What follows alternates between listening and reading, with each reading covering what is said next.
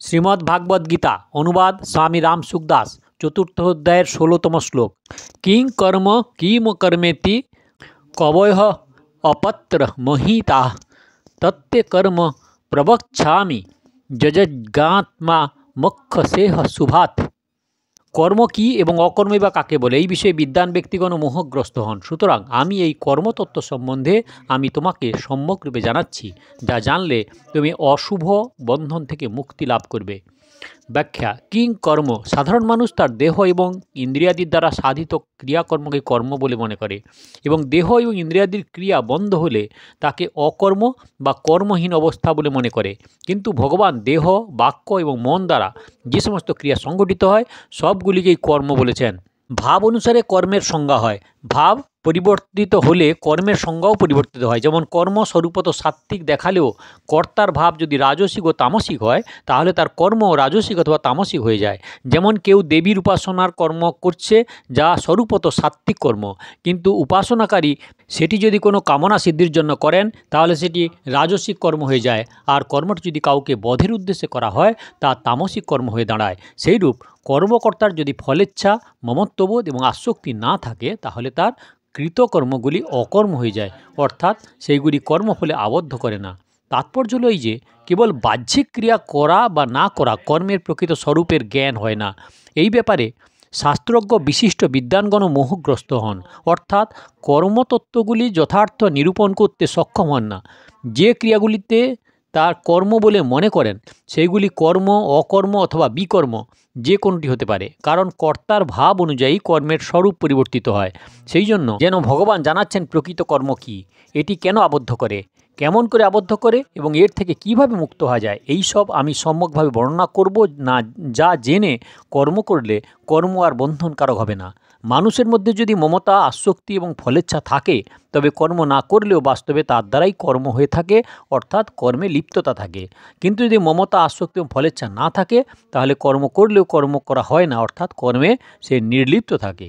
তাৎপর্য হলো এই যে কর্তা নির্লিপ্ত হলে কর্ম করা অথবা না করা দুটি অকর্ম হয়ে যায়, এবং কর্তা যদি লিপ্ত হয় তাহলে কর্ম করা বা না করা দুই কর্ম বলে বিবেচিত হয় এবং বন্ধনকারী হয়ে যায়।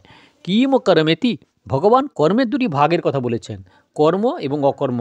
কর্মের দ্বারা জীব আবদ্ধ হয় এবং অকর্ম দ্বারা মুক্ত হয়ে যায়।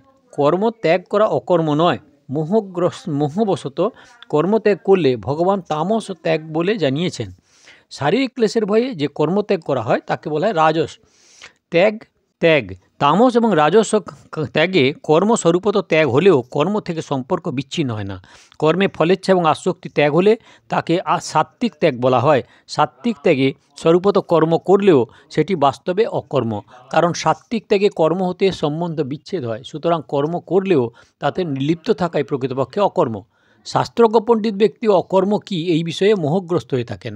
অতএব কর্ম করা অথবা না করা দুই অবস্থাতেই জীব যাতে আবদ্ধ না হয় এই তত্ত্বটি হৃদয়ঙ্গম হলেই কর্ম কী এবং অকর্মই বা কী এটি অনুভব করা যায়। যুদ্ধরূপ কর্ম না করাকেই অর্জুন কল্যাণকর বলে মনে করেছিলেন, তাই ভগবান বলেছিলেন যে যুদ্ধরূপ কর্ম পরিত্যাগ করলেই তুমি কর্মহীন অবস্থা বা বন্ধন হতে মুক্তি লাভ করবে না, বরং যুদ্ধ করলেও তুমি সেই কর্মহীন অবস্থা লাভ করতে সক্ষম। অতএব অকর্ম কী এই তত্ত্বটি তুমি আগে বোঝো। নির্লিপ্ত হয়ে কর্ম করা অথবা কর্ম করাকালীনও নির্লিপ্ত থাকা, এটি হলো প্রকৃত অকর্ম বা কর্মহীন অবস্থা। সাধারণ মানুষের এত ক্ষমতা নেই যে তারা কর্ম এবং অকর্মের তাত্ত্বিক নির্ণয় করতে পারে। শাস্ত্রজ্ঞ বড় বড় পণ্ডিত ব্যক্তি এই বিষয়ে ভুল করেন। কর্ম এবং কর্মহীনতার তত্ত্ব জানতে তাদের বুদ্ধি স্তব্ধ হয়ে যায়। এর তাৎপর্য হল এই যে তত্ত্ব কর্মযোগ দ্বারা সিদ্ধ তত্ত্বজ্ঞ মহাপুরুষ জানেন অথবা ভগবানই একমাত্র জানেন। তত্ত্বে কর্ম প্রবক্ষ্যামি, জীব কর্ম দ্বারা আবদ্ধ হয়েছে, অতএব কর্ম দ্বারাই সে মুক্ত হয়। এখানে ভগবান জোর দিয়ে বলেছেন যে আমি কর্মতত্ত্ব সম্বন্ধে তোমাকে এমনভাবে অবহিত করব যাতে কর্ম করলেও সেটি বন্ধনকারক না হয়। তাৎপর্য হলো এই যে কর্ম করার এমন বিদ্যা জানাবো যাতে কর্ম করলেও তুমি জন্ম মৃত্যুর বন্ধন থেকে মুক্তি হতে পারো। কর্ম করার দুটি পথ, প্রবৃত্তি মার্গ ও নিবৃত্তি মার্গ। প্রবৃত্তি মার্গকে বলা হয় কর্ম করা এবং নিবৃত্তি মার্গকে বলা হয় কর্ম না করা। দুটি পথই বন্ধনকারক নয়। বন্ধনকারী হলো কামনা, মমতা, আসক্তি, তা সে প্রবৃত্তি মার্গেই হোক অথবা নিবৃত্তি মার্গে। কামনা, মমতা, আসক্তি না থাকলে মানুষ প্রবৃত্তি মার্গ বা নিবৃত্তি মার্গ দুয়েতেই স্বতঃ মুক্ত হয়ে যায়। এটি জানাই হলো কর্মতত্ত্বকে ঠিকমতো বোঝা। দ্বিতীয় অধ্যায়ের 50তম শ্লোকে ভগবান যোগ ও কর্মসু কৌশলম, কর্মে যোগই হলো কৌশল, এই বলে কর্মতত্ত্ব জানিয়েছেন। তাৎপর্য হলো যে কর্মবন্ধন থেকে মুক্ত হওয়ার প্রকৃত উপায় হলো যোগ, অর্থাৎ সমত্ববোধ। কিন্তু অর্জুন এই তত্ত্বটি হৃদয়ঙ্গম করতে পারেননি, তাই ভগবান এই তত্ত্বটি পুনর্বার বোঝানোর জন্য প্রস্তাব করেছেন। বিশেষ কথা, কর্মযোগ আসলে কর্ম নয়, এটি হলো সেবা। সেবাতে ত্যাগের প্রাধান্য থাকে। সেবা এবং ত্যাগ এর কোনোটি কর্ম নয়, এই দুটিতে বিবেকের প্রাধান্য থাকে। আমাদের শরীর, ইন্দ্রিয়াদি, মন, বুদ্ধি ইত্যাদি যত সামগ্রী আছে তা সবই প্রাপ্ত করা এবং এইগুলি সবই পরিত্যক্ত হবে। প্রাপ্ত বস্তুগুলিকে নিজের নয় বলার অধিকার আমাদের নেই। জগৎ হতে প্রাপ্ত বস্তুগুলিকে জগতের সেবায় নিয়োজিত করাই অধিকার আমাদের আছে। যে বস্তু বাস্তবে নিজের নয় সেই স্বরূপ বা পরমাত্মাকে কখনো পরিত্যাগ করা যায় না, এবং যে বস্তু নিজের নয় সেই শরীর বা জগৎ পরিত্যাগ স্বতঃসিদ্ধ। সুতরাং ত্যাগ তাতেই করা যায় যেটি নিজের নয়, কিন্তু যাকে ভুলবশত নিজের বলে মনে করা হয়েছে, অর্থাৎ আপন বলে স্বীকার করে রাখার যে ভাব, সেটিই পরিত্যাগ করতে হয়। যে বস্তু নিজের নয় সেটিকে নিজের না মানা ত্যাগ হয় কি করে? একেই বিবেক বলা হয়। কর্মসামগ্রীগুলি যেমন শরীর, ইন্দ্রিয়াদি, মন, বুদ্ধি ইত্যাদি নিজস্ব বা নিজের জন্য নয়, এইগুলি অপরের এবং অপরের জন্যই। এইগুলি জগতের সঙ্গে সম্পর্কিত এবং এর সঙ্গে স্বয়ংয়ের কোনো সম্পর্ক নেই, কারণ স্বয়ং সদা সর্বদা নির্বিকার এবং এক রস রূপে বিরাজমান। কিন্তু কর্মসামগ্রীগুলি আগে আমার কাছে ছিল না এবং পরেও থাকবে না, আর বর্তমানে এটি নিরন্তর বিচ্ছেদের দিকে যাচ্ছে। তাই এর দ্বারা যে কর্ম সাধিত হয় তা অন্যের জন্যই হয়, নিজের জন্য নয়। এর আর একটি মর্মকথা হলো এই যে কর্মসামগ্রী ছাড়া কোনো কর্মই সংগঠিত হয় না। যেমন যত বড় লেখকই হোক না কেন, কালি, কলম, কাগজ ছাড়া সে কিছুই লিখতে পারবে না। অতএব যখন কর্মসামগ্রী ছাড়া কোনো কিছু করা সম্ভব নয়, তখন এই বিধান মানতেই হবে যে নিজের জন্য কিচ্ছু করার নেই, কারণ কর্মসামগ্রী জগতের সঙ্গে সম্পর্কিত, নিজের সঙ্গে নয়। তাই কর্মসামগ্রী এবং কর্ম সর্বদা অন্যের মঙ্গলের জন্য, যাকে সেবা বলা হয়। অন্যেরই বস্তু অন্যে পেলে সেবা হয় কিভাবে? এটি হলো বিবেক। এইভাবে ত্যাগ ও সেবা এই দুইটি কর্মসাধ্য নয়, বরং বিবেক সাধ্য।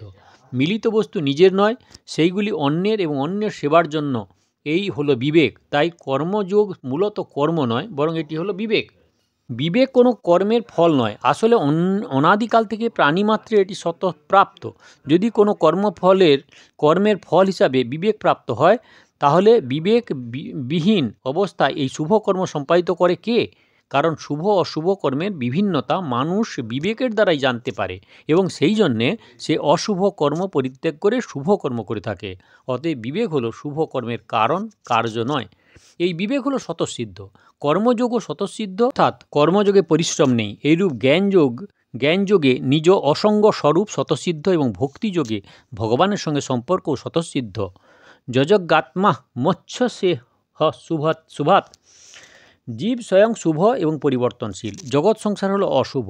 জীব স্বয়ং পরমাত্মার নিত্য অংশ হয়েও পরমাত্মাতে বিমুখ হওয়ায় এই অনিত্য জগৎ সংসারের ফাঁদে আবদ্ধ হয়ে পড়েছে। ভগবান বলেছেন যে আমি সেই কর্মতত্ত্ব বর্ণনা করছি, যা জেনে কর্ম করলে তুমি অশুভ অর্থাৎ জন্ম মৃত্যুর রূপ সংসার বন্ধন থেকে মুক্ত হতে পারবে।